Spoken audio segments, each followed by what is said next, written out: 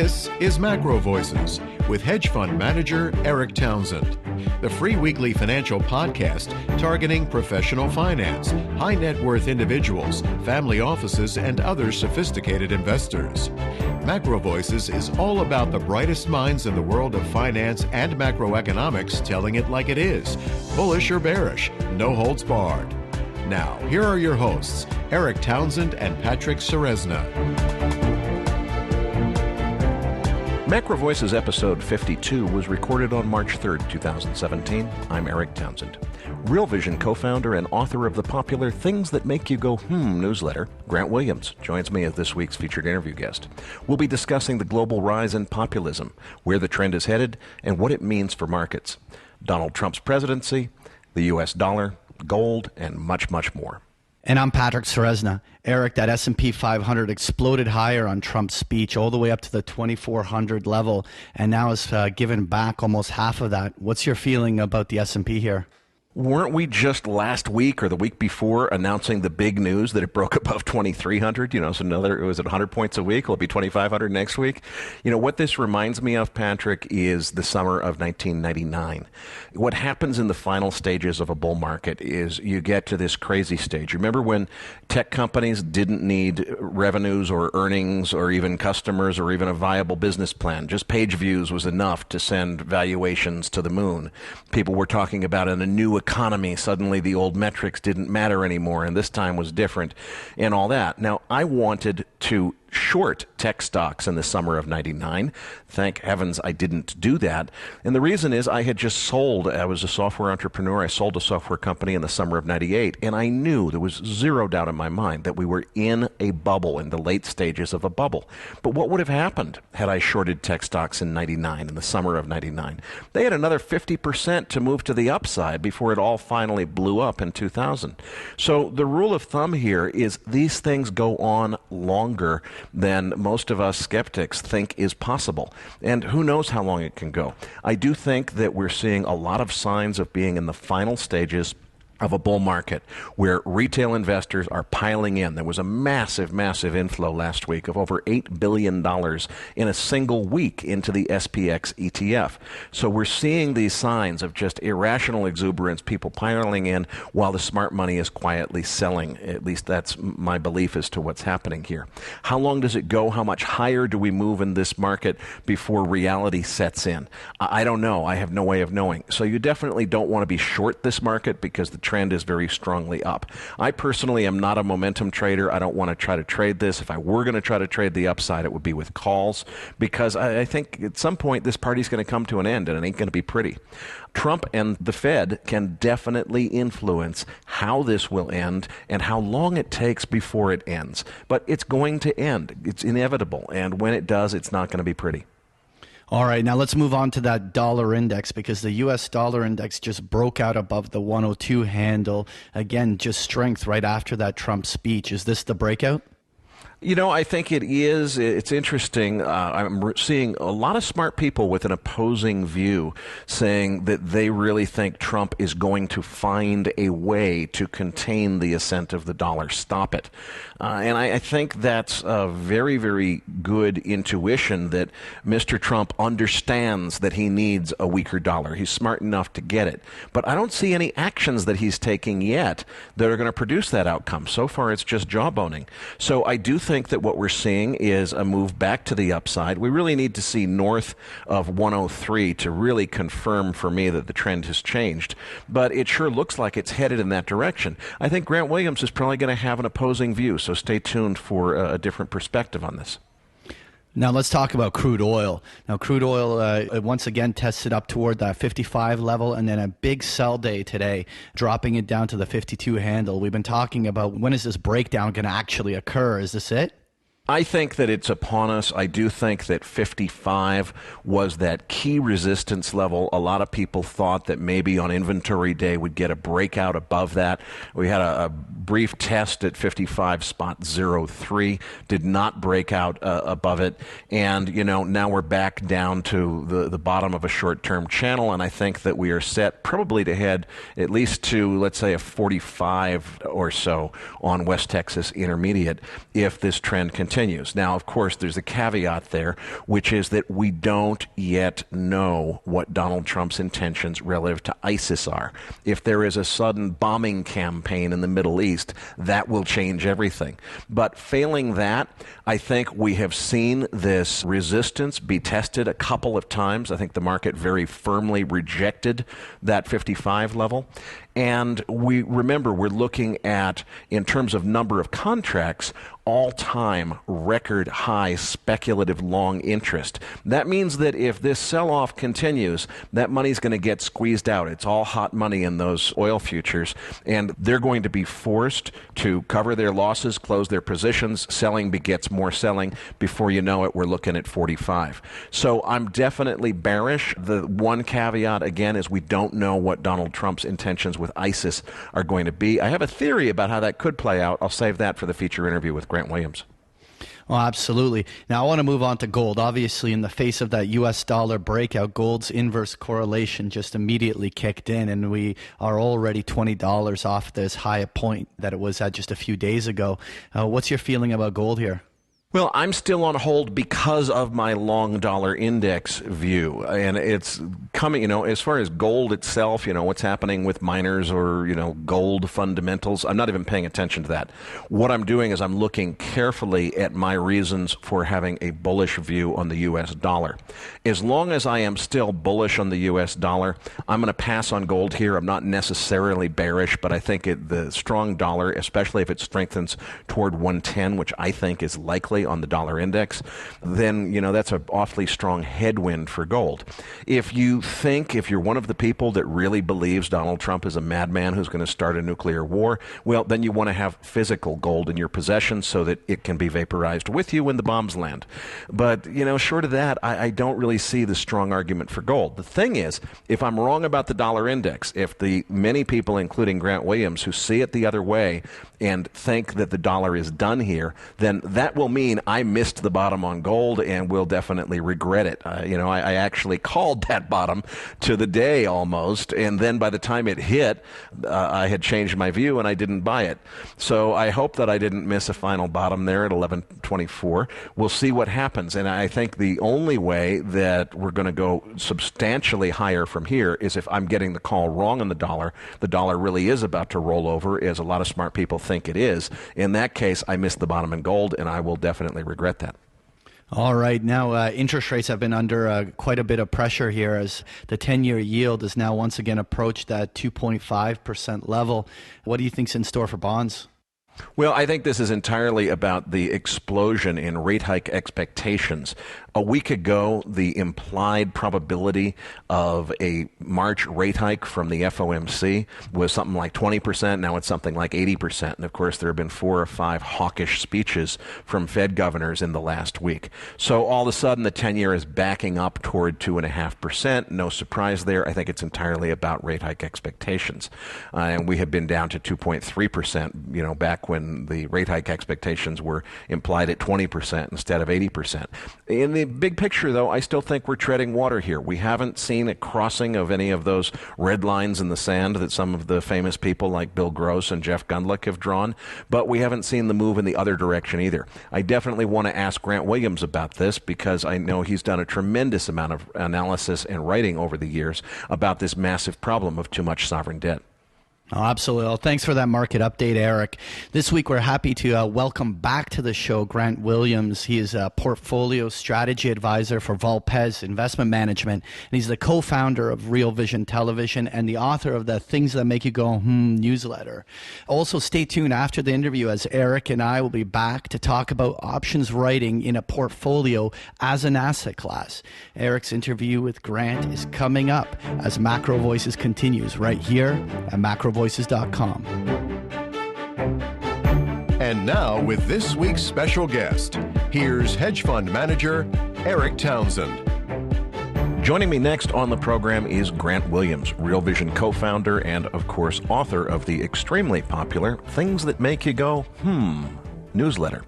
Grant, your views on the global rise in populism have been among the most prescient of any guest who's appeared on this program.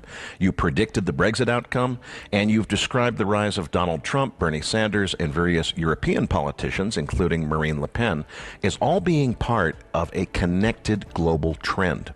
Since our last interview, many of your predictions have come true.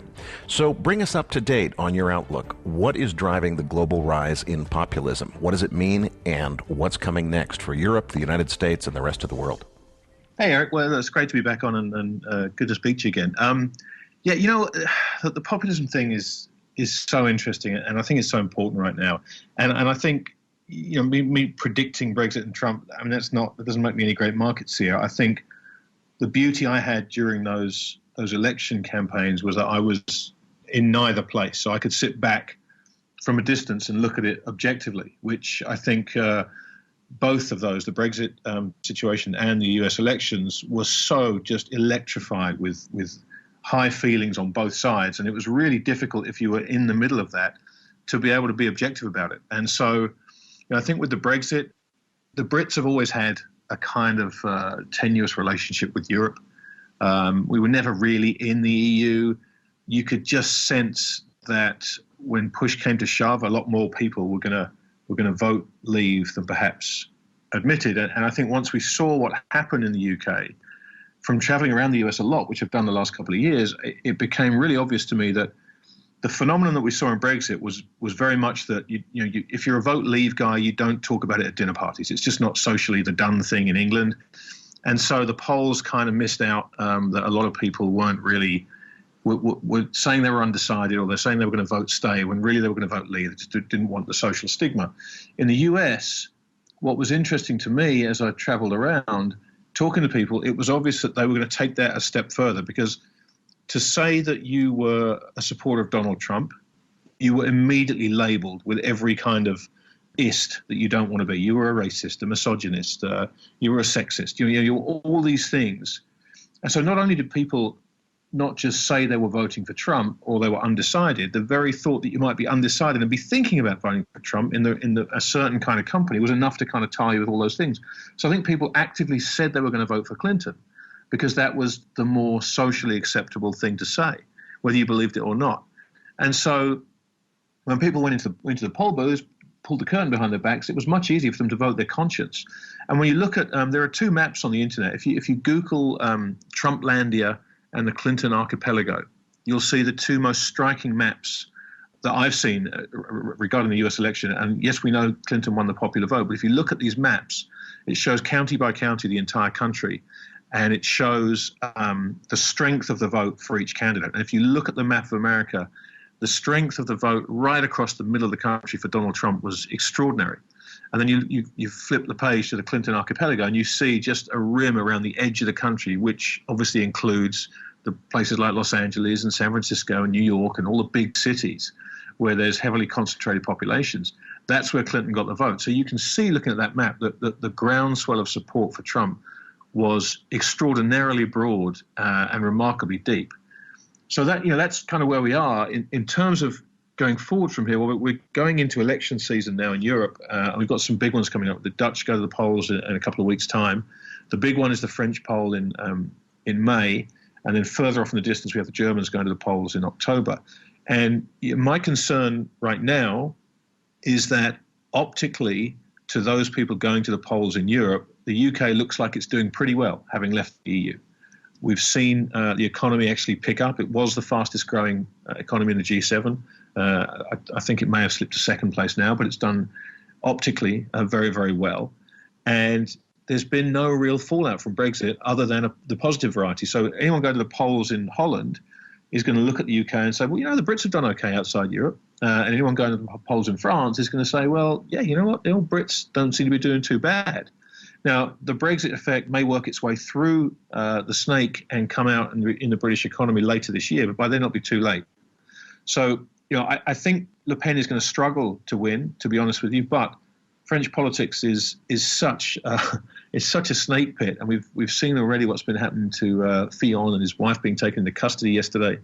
So really anything could happen, and Le Pen winning would surprise a lot of people.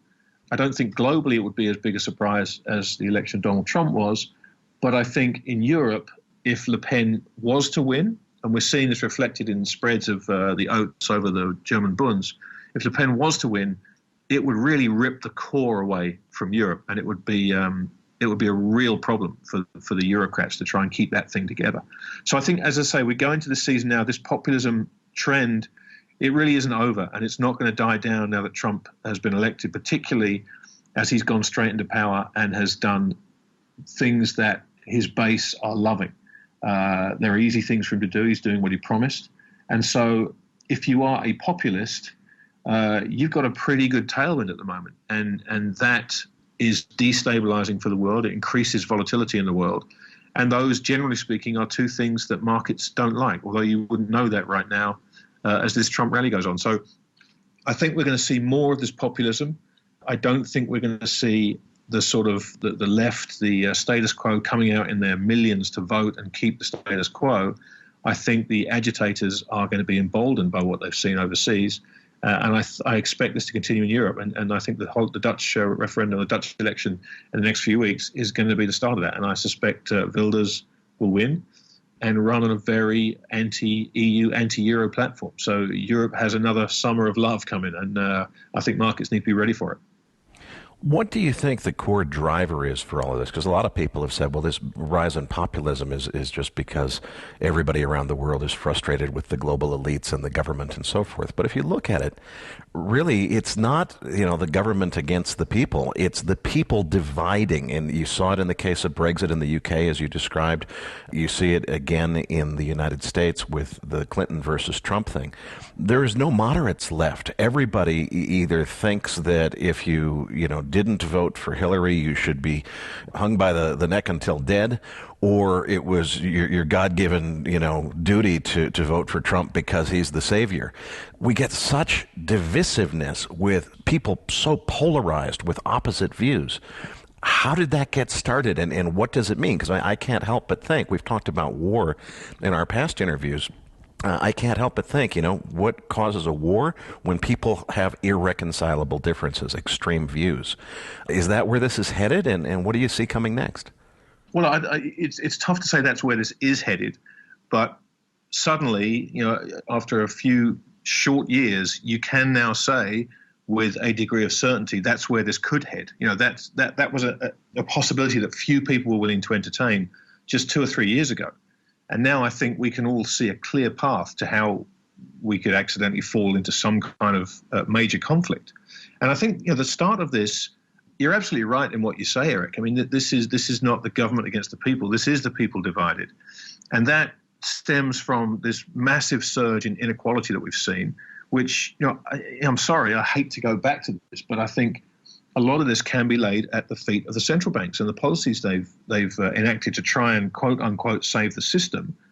The system is essentially run by the haves. They're the guys that fund the system. They have the capital. They're the guys whose money is sloshing around the system, so to speak. And so by saving the system, you are saving the people that have wealth. And what they've done is made those people a lot wealthier. And you can look at the charts about there's the great stat recently about the 8 guys have the same amount of money as 90% of the world's population. It's insane for these things to happen. But ironically, as the central banks and the governments have tried to keep the lid on this, they've done so by telling everybody how well everything's doing, how everything's getting better, and they're making great strides, and everything's coming back, and the economy's coming back, and the jobs are coming back. And that's not true.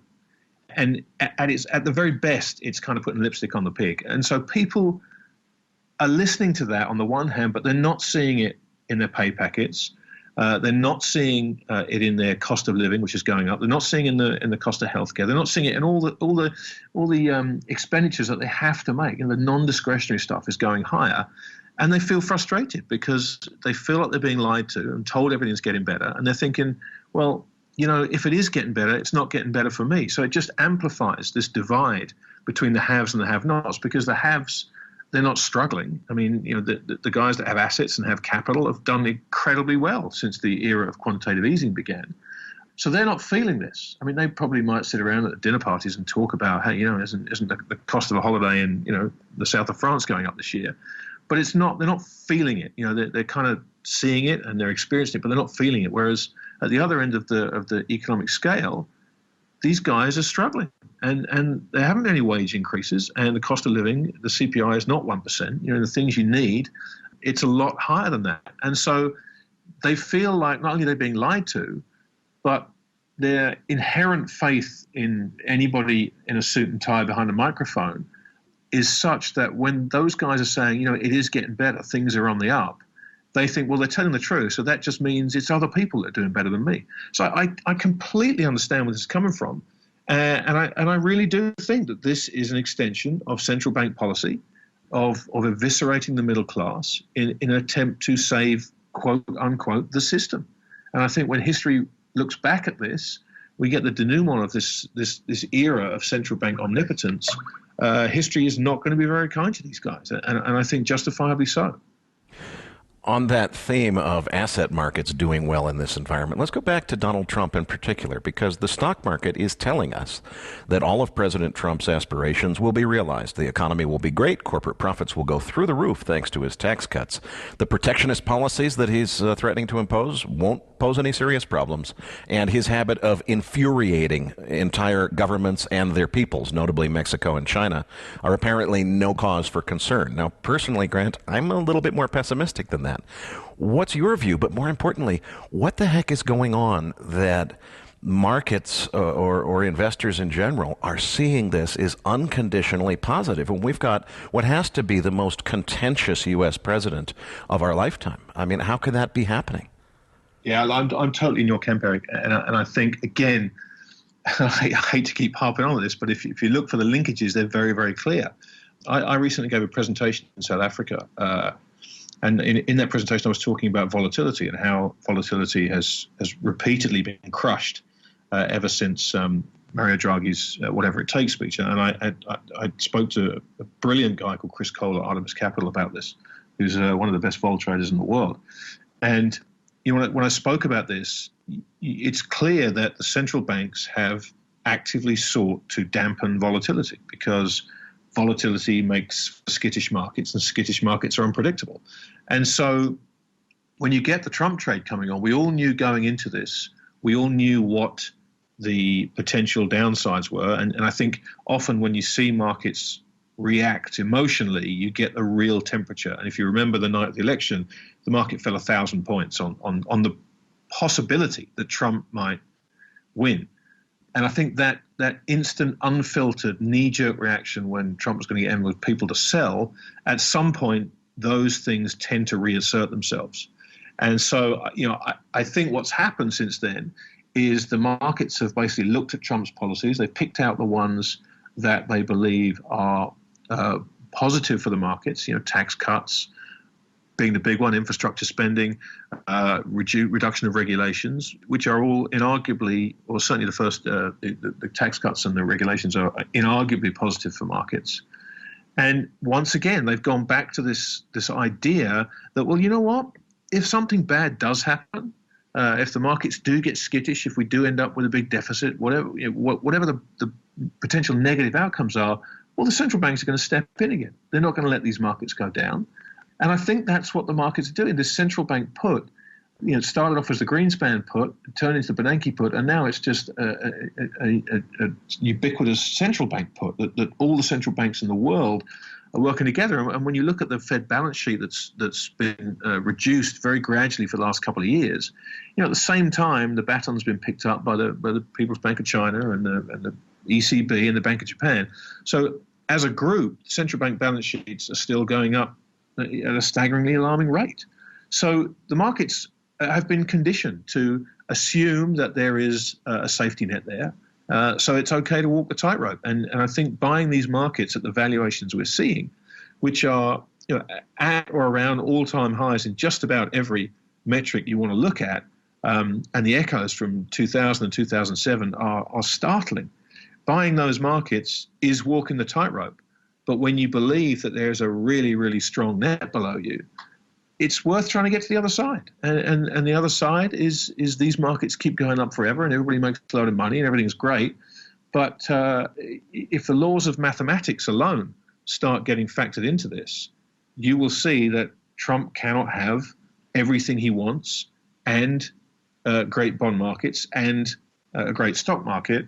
And the problem is really going to come in the bond market, because that's where it is pure math, right? This is the deficits, the funding, the interest rates. This is pure mathematics. There is a point at which the US doesn't function because interest rates are too high, and every penny of their tax receipts are going on paying off the coupons. And we're a long way from that, but very quickly, if interest rates start to quote unquote normalize, which the Fed is desperate to try and tell us they're going to do, normal interest rates, I would say, would be maybe 4%, and that's possibly generous. Historically, you look and it's probably about 6%. But at 4%, it's something like $1 trillion is going to go to pay the debts off. And that has to come from somewhere. It's going to come from military expenditure? Probably not with what Trump's saying. Is it going to come from the infrastructure spending? Well, yeah, possibly. Does it come from Medicare, Medicaid? We don't know, but it has to come from somewhere, or they have to sell a ton more bonds to pay for it.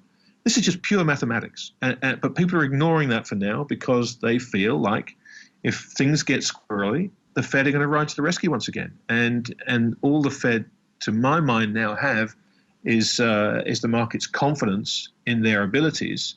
And as I keep saying, that confidence is such an ephemeral thing, it can disappear for seemingly no reason at all. And to be trying to suck the air out of what's left of these markets with something based on such a flimsy foundation, to me, is just it's just a very reckless, foolhardy thing to do. Oh, Grant, you must have missed the memo on what Donald Trump said he's going to do. He's very concerned about the national debt. He's going to reduce it dramatically, while at the same time also reducing taxes and increasing spending on infrastructure dramatically, all at once. You said mathematics. I'm sorry. Okay. Yeah, you're exactly right. I don't think I did get the memo, Erik. I want to come back to this subject of the national debt and the bond market a little bit later on, but while we're on Donald Trump, I'd like to share a couple of thoughts with you and ask you for your reactions, because I trade crude oil very actively, and I therefore have to think a lot about geopolitical risk. And it occurs to me that probably one of the strongest messages of Donald Trump's campaign was defeat ISIS, get tough with ISIS. Since he took office, though, there was a very quiet announcement saying that he was asking the Joint Chiefs of Staff to prepare some kind of plan or proposal, and that was it. We haven't heard a peep about it.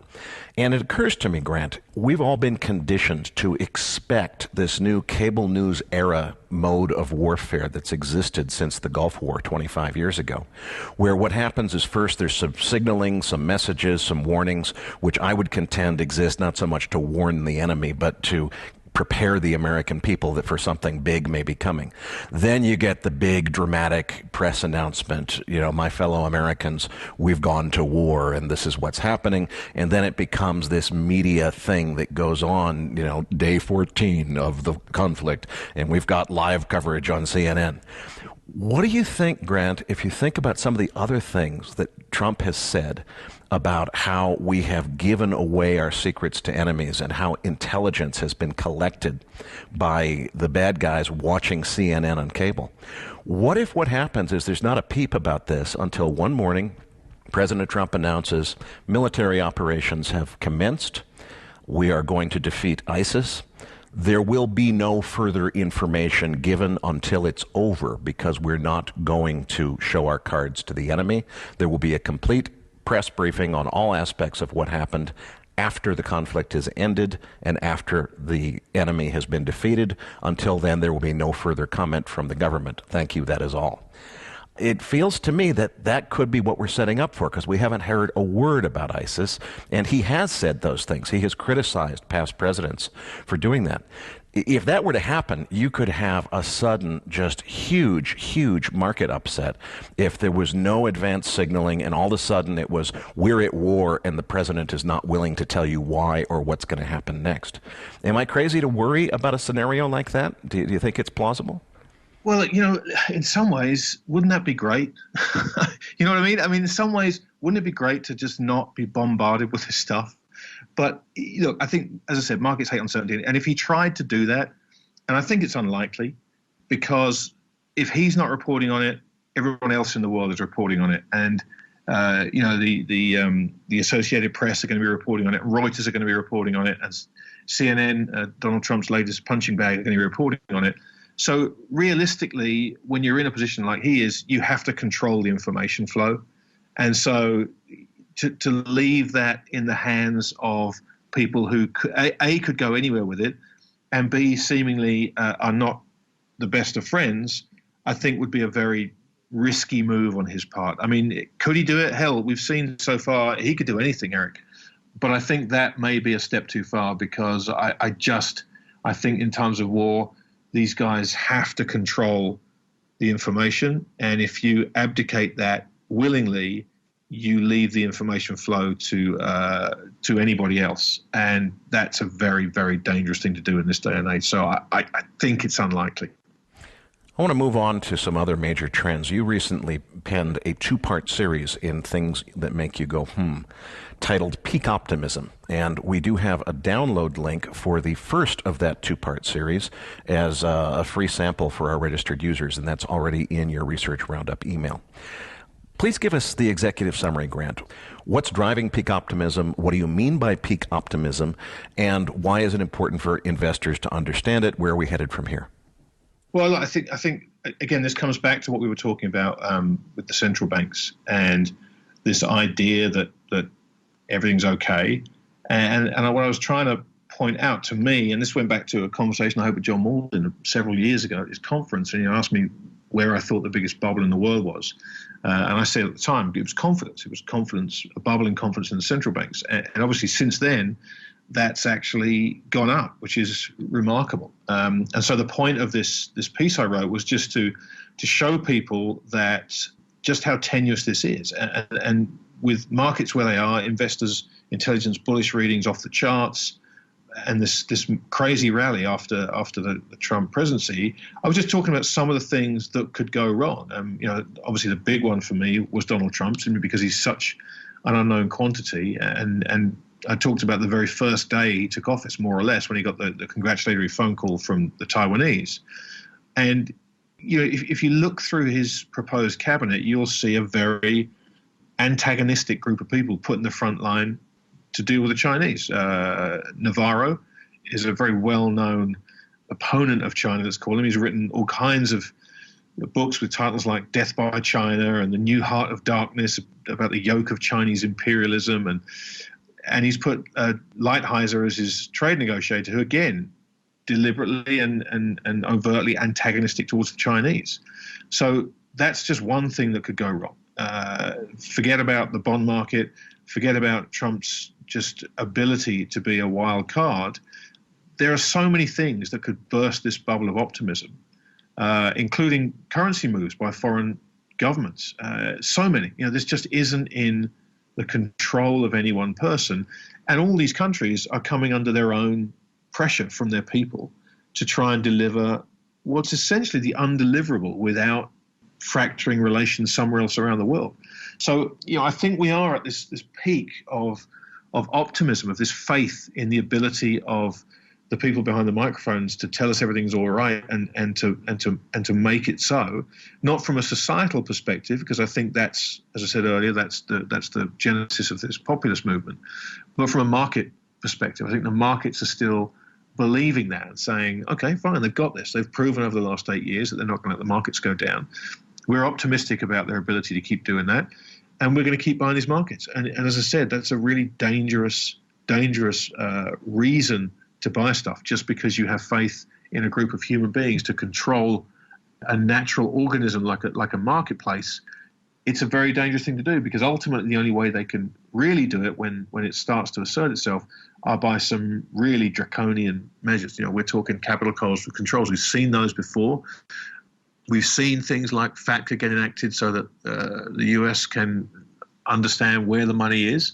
And as a good friend of mine said to me recently, that's the first step. You work out where the money is, and then you ring fence it. And then when you need it, you can go take it. And make no bones about it, at some point in time, they are going to need it. There are $100 trillion in unfunded liabilities coming due before 2025, I think, from Medicare, Medicaid, Social Security, etc. they're going to have to get that money from somewhere, and they will end up printing it because they've proven that to us. So I do worry that markets are very complacent. We see that in the volatility numbers. They're very confident in the abilities of the Fed. We see that in the constant buying of the dips. And so far it's worked, which is great, right? If you've been long the equity markets for the last couple of years, you've had a pretty good time of it. We had a wobble in January, February last year when they quickly stepped in with the Shanghai Accord to stop that little wobble. Since then, we really haven't had any downdraft to speak of. And so, of course, there's complacency. So that was essentially what I was trying to get to, just to let people understand just how over our skis we are here. And the fact that it's based on something that is ultimately has very little chance of working forever. In fact, I would say it has zero chance of working forever. And to be in a market where you, like everybody else, figure you're going to get out before the next guy, it's just no place I want to be. I've seen how that movie ends. So we saw that in 1987. We saw it in 2000. We saw it in 2007, 8. And it'll happen again. It always happens again. You mentioned the role of China in all this a minute ago, and I'd like to come back to that because in your most recent Things That Make You Go newsletter, you wrote quite a bit about China, from what you describe as a dangerous myth that they need $2.7 trillion in reserves to the precipitous drop in Treasury holdings that's occurred just in the last few months. Meanwhile, we've heard quite a few views on China from our other guests that are just dramatically different, ranging from, the end is nigh and we should brace for a global deflationary shock when Chinese debt defaults force the PBOC to dramatically devalue the yuan overnight. And on the other end of the spectrum, we've had very smart people tell us that there's absolutely nothing wrong, everything's fine, and there's nothing to worry about. So let's tie this all together. I mean, clearly China now plays a very, very important role in the global economy. Is it broken or not broken? What are the factors that investors need to understand most about China, and where does the Chinese debt overhang in particular fit into this whole story, and where are we headed from here? Well, this is the beauty and the frustration of China. It's the opacity around it is just enough that none of us really know, right? We just don't know. We're all looking at the numbers. We're looking at the massive increase in debt that we've seen in China, which by any other metrics you look at and you say, well, that can't last. That just doesn't work. That's unsustainable. We have enough disbelief in the numbers that come out of the Chinese ministries about the performance of the economy. This idea that the GDP of 1.4 billion people can be calculated within a few days at the end of the quarter and never revised is laughable, frankly. But there is a great deal of don't ask, don't tell about this. And if the Chinese say it's 6.5%, even if we think it's 4%, for example, as long as we don't have to invest accordingly, we can stay invested and ride this thing. Because being told it was 4% would mean a lot of hard decisions to be made for a lot of people. So it kind of works for both sides. The truth is always somewhere in the middle. The guys who say it's going to fall over tomorrow are most likely wrong. And the guys who say everything's fine are also most likely wrong. So everyone needs to kind of take a look at this for themselves and figure out which camp they come into. But I'd caution against getting too resolute in your convictions, because we just don't know. And you'll talk to guys that, like I do, that spend a lot of time in China, and they will tell you that, hey, look, the economy seems to be humming along, that people are picking up stuff. There is real demand. These numbers are genuine. And, I defer to them because they spend a lot more time on the ground there than I do. But I do understand. I've heard all kinds of stories about what people are shown when they go to China. Buzzing factories and stockpiles of commodities, and they're just being shown something that they wanted to see, and so the Chinese conveniently showed it to them. Whether it's real or not is beyond their understanding all the time. So, we don't know. The currency and the outflow of reserves and the selling of treasuries, I think, is important to notice, because they're real, and we can see what they're doing with the currency. They are trying to weaken that gradually. But really, whenever I think about China, you come back to this idea that the real problem for the Chinese is always inflation, because social unrest is the Achilles heel of the Chinese. You have 9 guys in charge of that 1.4 billion people, and those 1.4 billion people know where those 9 guys live, and they have a habit when they don't get fed or it's too expensive to put food on the table, of getting kind of angry about it. So I think you have to understand that that's really their goal. It's social stability, and they will pull the levers accordingly to achieve that. So, I look at the Treasury sales, which are really quite striking. That's clearly something they've been planning to do, and are actively and consciously divesting themselves of Treasuries. And I think a lot of that has to do with the gold market. It has to do with the currency market. It has to do with the oil markets potentially. Perhaps we can talk about that in a minute. But I think you watch that, you watch the currency, and you watch these reserves. And the reserve thing is interesting because people talk about this, $3 trillion in reserves. It's gradually slipping away. But they forget on the other side of the ledger to talk about the fact that China now does 25% of its trade in renminbi. So they don't need as many dollars as they used to need. So a lot of this divestiture is related to this increase in yuan-denominated trade. So it's not quite as cut and dried as people think. This $3 trillion line in the sand that everyone was talking about is really not what it seems. But you have to watch this very carefully, knowing that you are never going to get the answer. I gave a presentation about 3 or 4 years ago, and my closing question to the audience was, having laid out a lot of reasons why I thought that China wasn't doing as well as perhaps the officials would have you believe, is that if there was a recession in China, would we ever really know about it? Because if they're telling you that there's no recession, they're telling you that the numbers are X and Y. We can look at the electricity consumption, for example, all we like, as people used to do, look at the Li Ka-shing index. It doesn't really tell you anything. So I think everyone has to pick a side in China or stay out of the fight. And once you pick your side, you have to recheck your case, almost on a daily basis, to make sure that you are on the wrong side of the boat. Because I don't think the answer is the middle ground. I don't think it's going to muddle through like we've seen in some of the Western economies. I think it's either going to be okay or it's going to be a disaster in waiting. And, I suspect, just thinking about what's happened in the West and the difficulties that we've had in Western democracies to, as I keep calling this, to stick the landing, the fact that we're expecting the Chinese, a first-generation capitalists, to pull off something that the US and the UK and every European economy singly failed to do in avoiding that recession and avoiding debt deleveraging and avoiding non-performing loans and bankruptcies, I think it's a big ask. So, if you put a gun to my head and said, pick a side, I would pick the crash and burn side. But I'm checking that very, very carefully every chance I get. You mentioned that the key markets to follow and understand here were gold, dollar index, and the bond market. So let's touch on those themes, starting with gold. You recently spoke at the Minds and Money conference in London. Please give us the 2 to 3 minute executive summary. What was that presentation about? I started off talking about Trump because it was early December and you kind of had to talk about Trump. And I was just trying to compare the economy that he's inheriting with that which Reagan inherited, as at that time he was being compared to Reagan. And they couldn't have been any different. I mean, Reagan inherited crazily high double-digit bond yields, double-digit inflation, an S&P at 7 times earnings.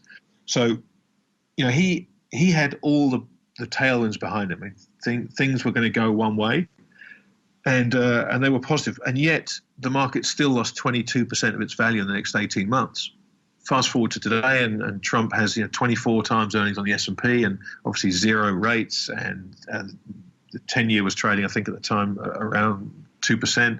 He doesn't have anywhere to go, and so that was how I started off, and then we got into something a lot more interesting, which is what's happening in the gold markets with the Chinese, particularly, and the Russians steadily accumulating gold. Now both countries, as large producers of gold, haven't let an ounce of gold leave their own shores since 2009, I think it was in the Russians' case. I'm sure I'll get corrected. And the Chinese for even longer than that. They stockpile every ounce of gold that they produce. And the numbers show that the Chinese are shipping all kinds of gold in through Hong Kong, through the UK and Switzerland. And once that gold's going in there, it's not coming back. And the Russians very kindly announce their gold purchases every month, and they are relentless buyers of gold. Now, the Russians' own ownership of gold helped to enormous extent when the ruble was under pressure, and the Chinese, I believe, and this was actually a funny story. I found a piece of research in the back seat of an airplane about a year ago, which had no title on it, nothing. And I read this piece, and it connected so many dots that I'd been thinking about, and with the oil markets and China and gold. And I carried this piece of research around me for a year, asking everybody I would come across, do you know who writes this? Do you know who this is? Because there was just no identifying marks on it at all. And eventually I found out that this piece of research was written by a guy called Luke Gromman, who writes something called Forest for the Trees. And your listeners should absolutely check Luke out. He's on Twitter at Luke Gromman. And I tracked Luke down. I called him up, and we went out for dinner, and I sat and talked to him. And he's done some tremendous work on this. And not to get too deep into it, but basically the Chinese are essentially negotiating a lot of contracts directly to trade oil for renminbi with the Russians, with Iran. And through doing that, and through the Shanghai Gold Exchange, where you can now take delivery of physical gold, once they put in place the physical oil contract, which they've been supposedly going to institute since 2015, they have said that the yuan will be fully convertible. Right now it's a controlled currency, obviously, but once that oil contract is in place, then the yuan will be fully convertible under that contract. So if you sell oil to the Chinese for yuan through that futures contract, you will be able to get that yuan offshore. So you'll be able to essentially swap oil for gold by buying gold through the Shanghai exchange. And once you put the three legs of that stool in place, you essentially circumvent the petrodollar system, which has been the source of US dollar hegemony for the last 40 years. So it's really, really interesting what's happening right now. And if you look carefully, you'll see all the pieces of the jigsaw. And I wrote about this. I took Luke's work, did a lot of reading, put some more stuff together, and people can see that presentation. It's called Get It, Got It Good. And if you search for it on YouTube, you'll find it. And it lays out the dots quite clearly.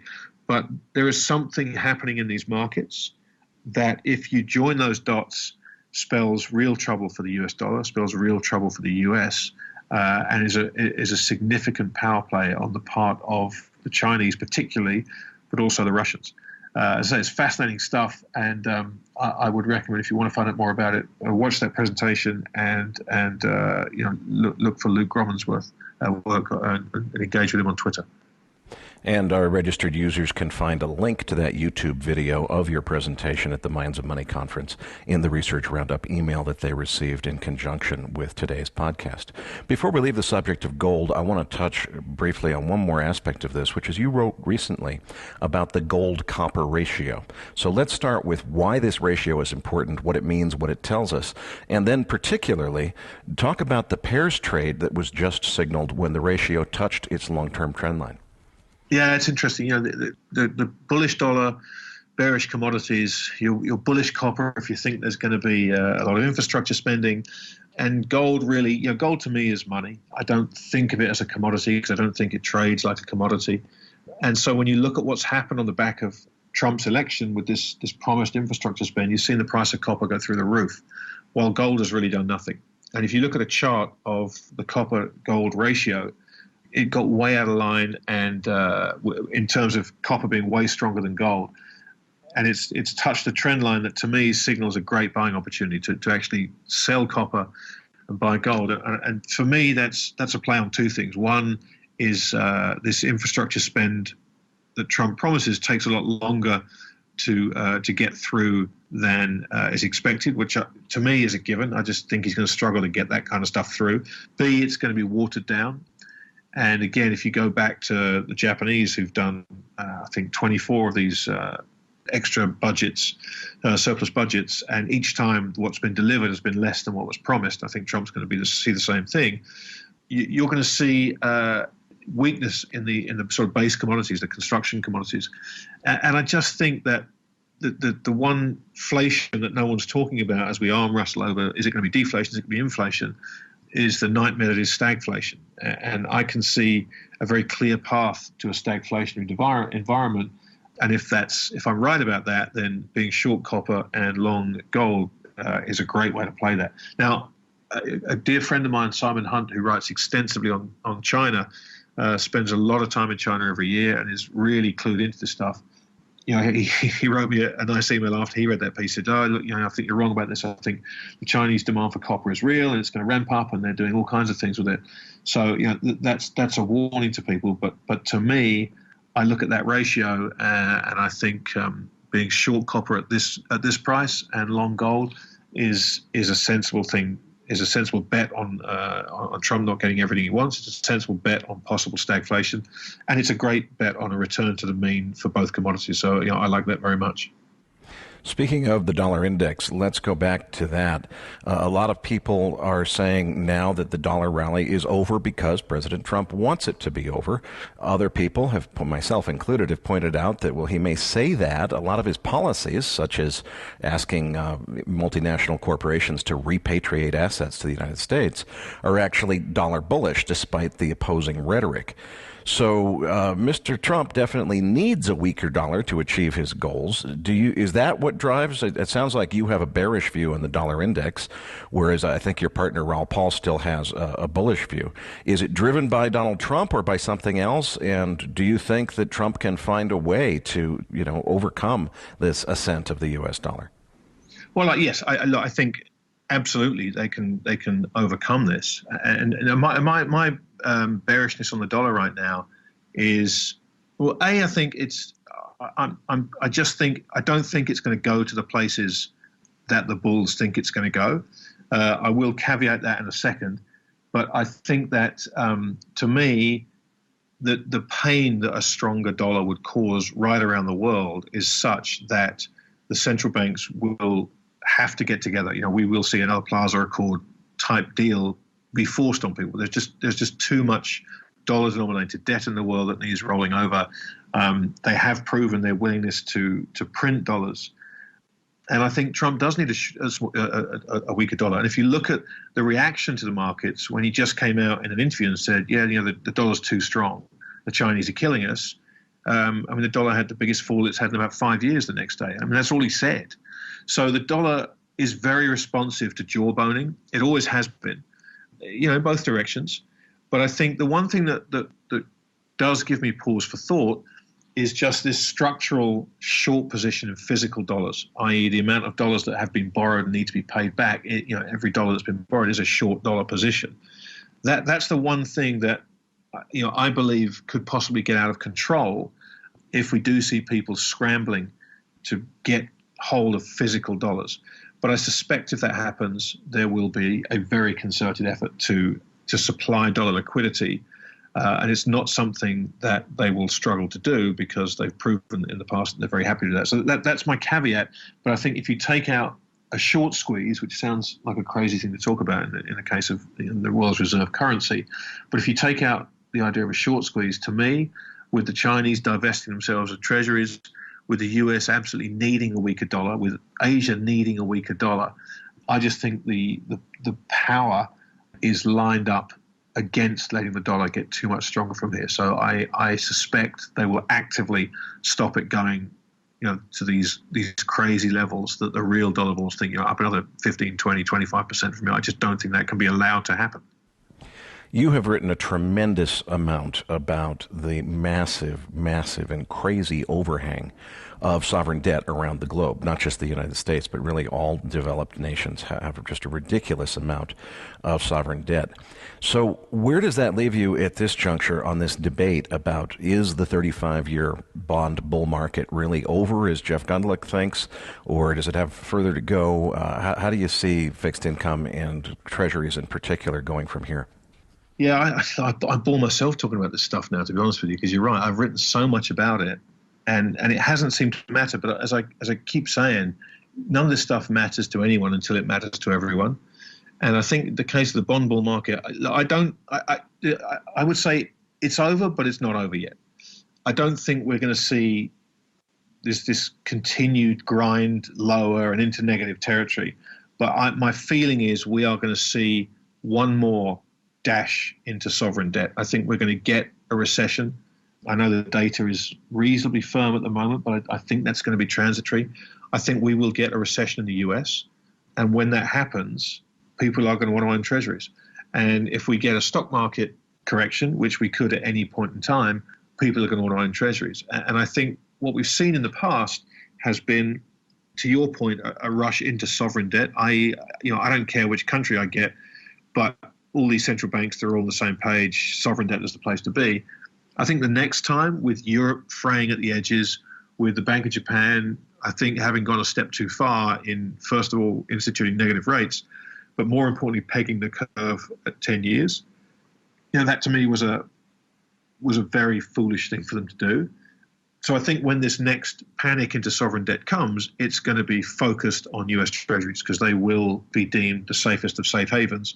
And I think whether we see new lows or not, I don't know, but I think it's distinctly possible in yields.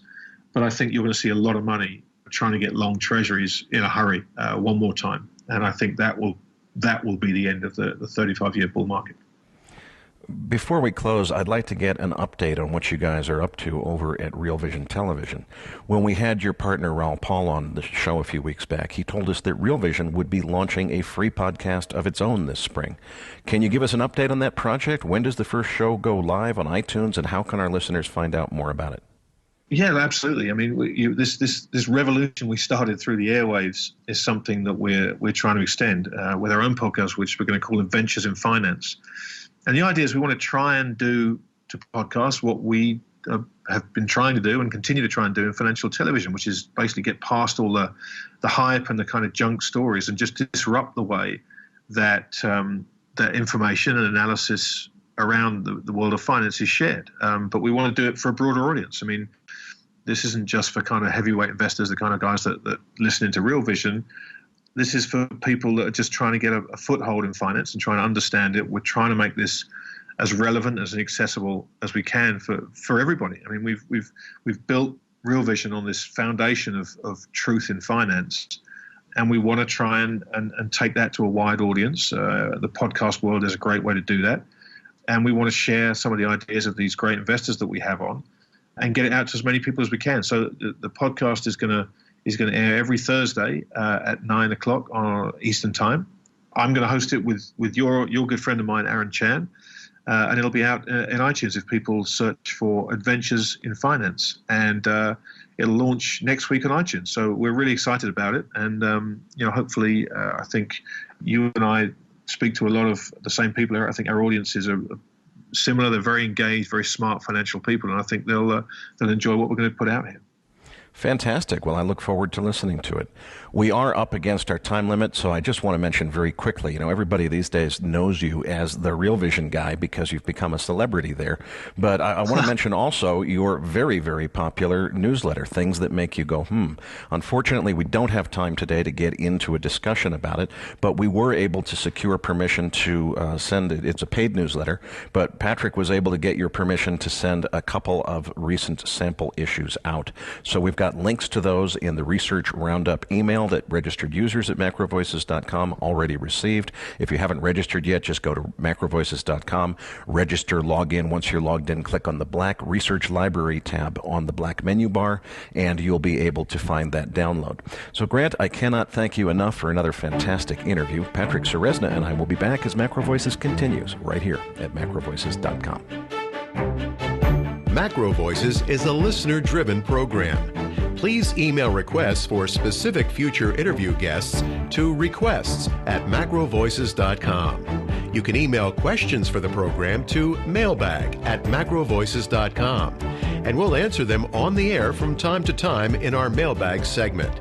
We also welcome your suggestions for how we can improve the program. Now, back to your hosts, Erik Townsend and Patrick Ceresna. Erik, I have to say I really enjoy Grant's work, and I've been a longtime reader of his newsletters. When listening to that interview, what really stood out to me was his view that it's premature to be putting the nails in the coffin on that 35-year bond bull market. What's your feelings about the interview?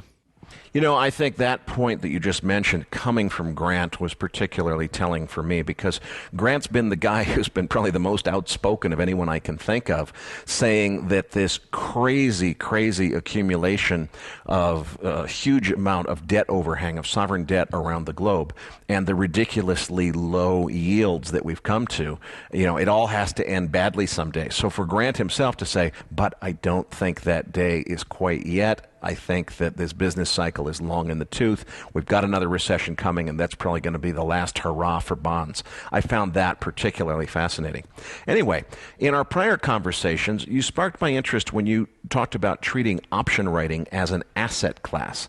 Now, before you started running BigPictureTrading.com, you worked for CIBC, where you were trading an option writing portfolio, where the portfolio manager treated the funds as a separate asset class for his clients. Now, I thought that was a fascinating topic to discuss. So why don't you describe the theory behind it?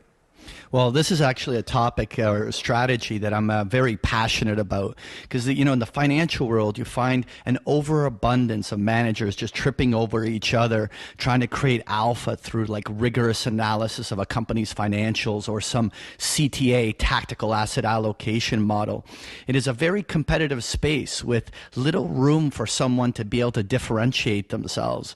And this is where I feel option writing can be used as a strategic portfolio tool to create this differentiating and advantageous outcomes. There are a zillion different ways to skin a cat when it comes to option writing. So are you just referencing a standard garden variety strategy like covered call writing, or are we talking about something different here? Well, covered call writing is definitely the single most commonly used strategy, particularly amongst those retail advisors with stringent compliance departments. But there is an array of alternative ways to achieve similar outcomes through selling puts, credit spreads, short straddles, iron condors, or even iron butterflies. What I was thinking, Eric, was that we could cover the theory behind these different strategies over several episodes. But what I first want to talk about is the most important thing is why. Why would someone do this? Why would a money manager consider this? And what are the benefits? What I will explain is that the strategy often reduces a portfolio's volatility and can create more consistency. Now, I've heard lots of people talking about using something like covered call writing as a strategy to enhance income in a portfolio. But you keep referring to this as a separate asset class. So please explain what you mean by that. Why do you feel that it should be differentiated from other assets in a portfolio and not just treated as a way of enhancing income that you're making from your existing equity portfolio? Well, to me, it's important to be able to compartmentalize the strategy, because it becomes incredibly noisy when blending it as like an overlay over an existing long equity portfolio. When you engage in an option writing strategy, it allows you to build a component of the portfolio that strives to profit from theta or time decay. So as an example, a portfolio manager that like normally will allocate 70% of a portfolio mix to equity could alternatively have like 50% allocated to a long equity position while allocating 20% to a pure option writing strategy. So what does this do? Well, the cash flow reduces the volatility, as many of the option strategies have a negative delta associated with them. And through profiting from the time decay, it creates performance in periods when the markets are flat or inactive. Okay, so if I understand you correctly, essentially what you're really saying is instead of allocating, you know, all of your money to traditional asset classes like equities and bonds and so forth, you want to allocate a portion of an overall portfolio to what is really essentially a private placement in a small business that you're running. And that small business that you're running is an option writing business. And of course, option writing businesses have to have working capital in order to write those options. And so that's what you're doing as an investment. So as I understand you, that's the reason you're calling it a separate asset class. Did I get that part right? Oh, absolutely. Okay, so I like your idea of covering the different strategies on several different shows because we don't have a time to do a whole lot more in this today. So why don't we just highlight some of the key points in terms of, let's say, the most common strategy in the industry, which is covered call writing. And then I'm going to ask our listeners to let us know via the listener discussion forum or info@macrovoices.com as an email what other strategies they might like us to cover in future shows. So let's start with covered call writing for today.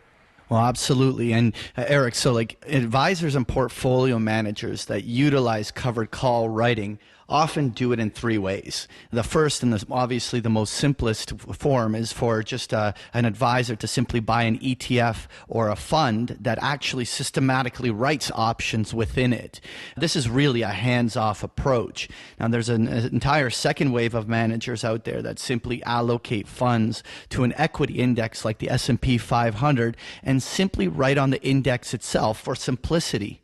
But finally, there's a third group of managers out there that allocate or create a basket of individual stocks to try to create the additional premium pickup from the added implied volatility that comes in individual stocks. Which one an advisor picks, it's obviously dependent on how much effort one is willing to exert in the management of those positions. Okay, so let's suppose that you do this because it's going to require a bunch of time, as you say. If you want to get the best returns, which are exploited by taking advantage of the higher implied vol on a basket of individual stocks, that means you've got to manage that individual stock portfolio, and you've also got to put the time and energy into figuring out your strikes and where you're going to write your calls and so forth.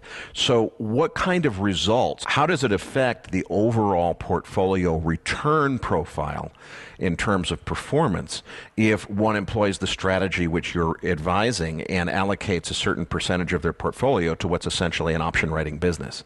Well, that's a good question, Erik. And the strategy will often yield stock market style returns, but rarely do you have an outlier performance to the upside, which is obvious why, because the counterparty, the call buyers, are the net benefactors of those big upside moves. You know, the best analogy that I always give is that old one of the bird in hand versus two in the bush. You know, the option writer is guaranteed an upfront premium that is earned upfront irrespective of the movement of the underlying, but that premium is earned for giving the upside to the speculator. So, you know, it's a trade-off, but the key thing to observe there is that when you treat this strategy as an independent asset class, you have another component of your portfolio that is already long that equity. So what this does is it makes it a very powerful diversifier.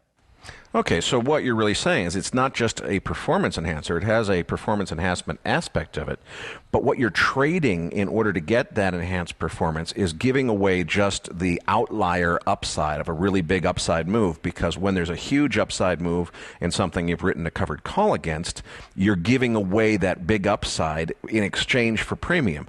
What that means really is the dreamers that are willing to pay you for the chance to make that big upside, which usually doesn't happen, is giving you steady income every month, even when nothing happens. So you let the dreamer pay you a premium, and occasionally the dreamer is right and your stock is called away from you, but you still made a very respectable profit on it. All you gave up was the outlier. Have I basically got the strategy right? Absolutely. And it's definitely a strategy that I recommend. It's something that always is a good blend. You know, you don't want to just do this strategy alone, right? You still want to have a component of your portfolio that is long stocks and long equity, and you're participating in the markets. It's just, it gives you something that just changes the overall risk reward profile of your whole asset mix, right? Anyway, Erik, is there anything else you wanted to add before we close things up? Well, listeners, just look at the job Patrick is doing on guest recruiting. In the last month, we have had David Rosenberg, Jim Rogers, Jeff Snyder, Louis Vincent Gav, today Grant Williams, and as I look at the next month on the schedule, there's a bunch more big names coming up. How is this possible? Why are we finally getting the traction to bring you the people that you want to hear the most? It's because of your help, and we need more of it. So please, retweet us when we announce the show. Use the embedded player that we now have available to add a MacroVoices player to your website.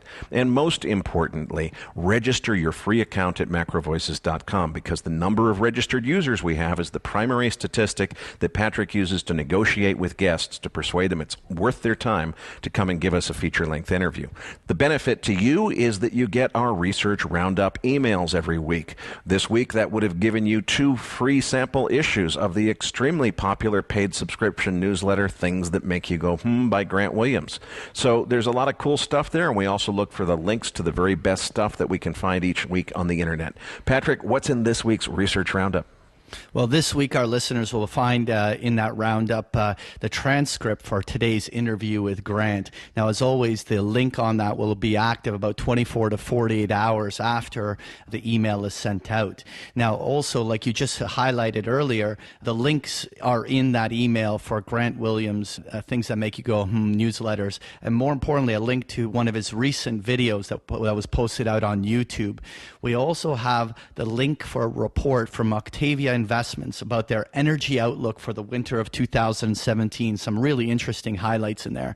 And as well, there's the World Bank report on trade developments in 2016. So you'll find this and so much more in this week's Research Roundup. So that does it for this week's episode. You know, we always appreciate the feedback and support we get from our listeners, and we're always looking for suggestions on how we can make the program even better. For those of our listeners that write or blog about the markets and would like to share their work with our listeners, send us an email at researchroundup@macrovoices.com, or tag it with the MVR hashtag on Twitter, and we'll include it in our weekly distributions. Now, if you haven't already, follow our main Twitter account at MacroVoices for the most recent updates and releases. You can also follow Erik on Twitter at Erik S. Townsend. On behalf of Erik Townsend and myself, thank you for listening, and we'll see you all next week. That concludes this edition of MacroVoices. Be sure to tune in each week to hear feature interviews with the brightest minds in finance and macroeconomics. MacroVoices is made possible by sponsorship from BigPictureTrading.com, the Internet's premier source of online education for traders. Please visit BigPictureTrading.com for more information. Please register your free account at MacroVoices.com. Once registered, you'll receive our free weekly Research Roundup email containing links to supporting documents from our featured guests and the very best free financial content our volunteer research team could find on the internet each week. You'll also gain access to our free listener discussion forums and research library. And the more registered users we have, the more we'll be able to recruit high-profile feature interview guests for future programs. So please register your free account today at macrovoices.com if you haven't already. You can subscribe to MacroVoices on iTunes to have MacroVoices automatically delivered to your mobile device each week free of charge. You can email questions for the program to mailbag@macrovoices.com, and we'll answer your questions on the air from time to time in our mailbag segment.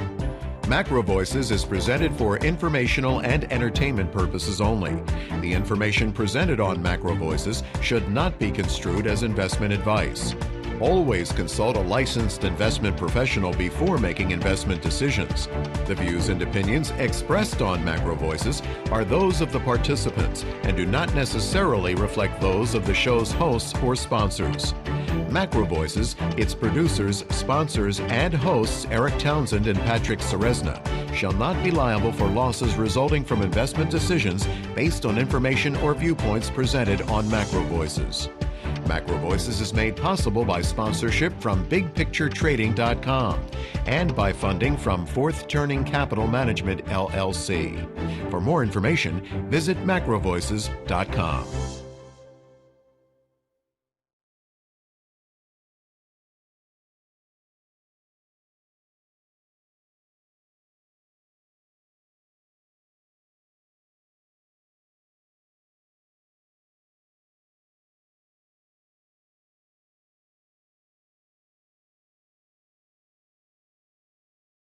Tricks didn't matter anymore, and this time was different and all that. Now, I wanted to short tech stocks in the summer of 99.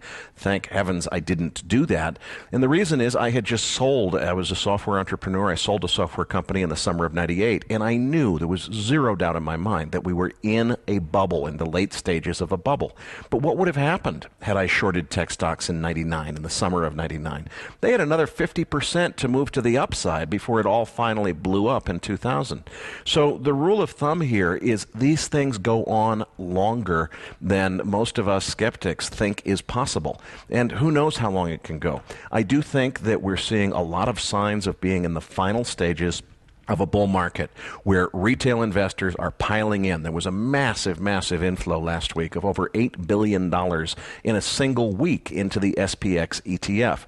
So we're seeing these signs of just irrational exuberance, people piling in while the smart money is quietly selling. At least that's my belief as to what's happening here. How long does it go? How much higher do we move in this market before reality sets in? I don't know. I have no way of knowing. So you definitely don't want to be short this market because the trend is very strongly up. I personally am not a momentum trader. I don't want to try to trade this. If I were going to try to trade the upside, it would be with calls, because I think at some point this party's going to come to an end and it ain't going to be pretty.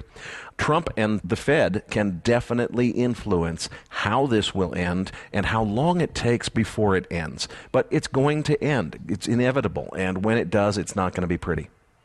All right, now let's move on to that dollar index, because the U.S. dollar index just broke out above the 102 handle. Again, just strength right after that Trump speech. Is this the breakout? You know, I think it is. It's interesting. I'm seeing a lot of smart people with an opposing view saying that they really think Trump is going to find a way to contain the ascent of the dollar, stop it. And I think that's a very, very good intuition that Mr. Trump understands that he needs a weaker dollar. He's smart enough to get it. But I don't see any actions that he's taking yet that are going to produce that outcome. So far, it's just jawboning. So I do think that what we're seeing is a move back to the upside. We really need to see north of 103 to really confirm for me that the trend has changed. But it sure looks like it's headed in that direction. I think Grant Williams is probably going to have an opposing view, so stay tuned for a different perspective on this. Now let's talk about crude oil. Now crude oil once again tested up toward that 55 level, and then a big sell day today, dropping it down to the 52 handle. We've been talking about, when is this breakdown going to actually occur? Is this it? I think that it's upon us. I do think that 55 was that key resistance level. A lot of people thought that maybe on inventory day we'd get a breakout above that. We had a brief test at 55.03, did not break out above it. And, you know, now we're back down to the bottom of a short-term channel, and I think that we are set probably to head at least to, let's say, a 45 or so on West Texas Intermediate if this trend continues. Now, of course, there's a caveat there, which is that we don't yet know what Donald Trump's intentions relative to ISIS are. If there is a sudden bombing campaign in the Middle East, that will change everything. But failing that, I think we have seen this resistance be tested a couple of times. I think the market very firmly rejected that 55 level. And we remember we're looking at, in terms of number of contracts, all-time record high speculative long interest. That means that if this sell-off continues, that money's going to get squeezed out. It's all hot money in those oil futures, and they're going to be forced to cover their losses, close their positions. Selling begets more selling. Before you know it, we're looking at 45. So I'm definitely bearish. The one caveat, again, is we don't know what Donald Trump's intentions with ISIS are going to be. I have a theory about how that could play out. I'll save that for the feature interview with Grant Williams. Well, absolutely. Now, I want to move on to gold. Obviously, in the face of that U.S. dollar breakout, gold's inverse correlation just immediately kicked in, and we are already $20 off this high point that it was at just a few days ago. What's your feeling about gold here? Well, I'm still on hold because of my long dollar index view, and it's coming, as far as gold itself, what's happening with miners or, gold fundamentals, I'm not even paying attention to that. What I'm doing is I'm looking carefully at my reasons for having a bullish view on the U.S. dollar. As long as I am still bullish on the U.S. dollar, I'm going to pass on gold here. I'm not necessarily bearish, but I think the strong dollar, especially if it strengthens toward 110, which I think is likely on the dollar index, then, that's an awfully strong headwind for gold. If you're one of the people that really believes Donald Trump is a madman who's going to start a nuclear war, well, then you want to have physical gold in your possession.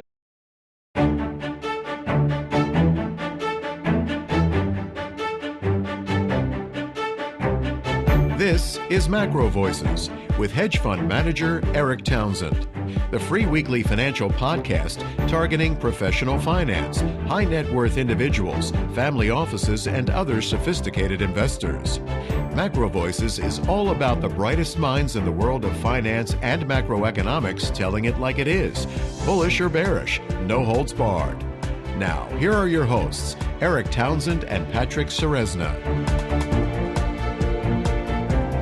MacroVoices episode 52 was recorded on March 3rd, 2017. I'm Erik Townsend. Real Vision co-founder and author of the popular Things That Make You Go newsletter, Grant Williams, joins me as this week's featured interview guest. We'll be discussing the global rise in populism, where the trend is headed, and what it means for markets. Donald Trump's presidency, the U.S. dollar, gold, and much, much more. And I'm Patrick Ceresna. Erik, that S&P 500 exploded higher on Trump's speech all the way up to the 2,400 level, and now has given back almost half of that. What's your feeling about the S&P here? Weren't we just last week or the week before announcing the big news that it broke above 2,300? So it was at 100 points a week. It'll be 2,500 next week. What this reminds me of, Patrick, is the summer of 1999.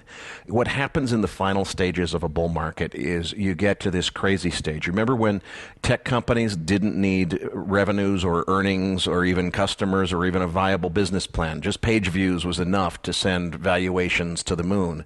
People were talking about a new economy, suddenly the old method, so that it can be vaporized with you when the bombs land. But, short of that, I don't really see the strong argument for gold. The thing is, if I'm wrong about the dollar index, if the many people, including Grant Williams, who see it the other way and think that the dollar is done here, then that will mean I missed the bottom on gold and will definitely regret it. I actually called that bottom to the day almost, and then by the time it hit, I had changed my view and I didn't buy it.